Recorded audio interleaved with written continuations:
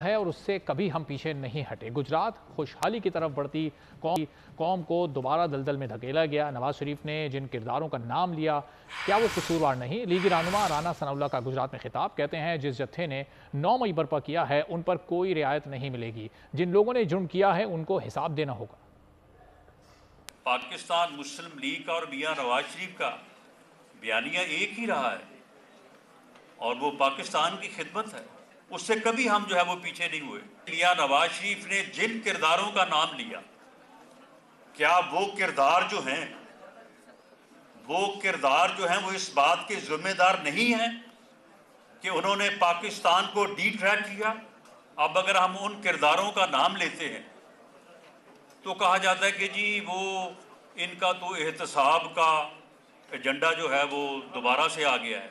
जिस जत्थे ने, जिस टोले ने 9 मई बर्पा किया है, उन्हें जो है वो अपना जुर्म जो है वो फेस करना होगा। जमात इस्लामी ने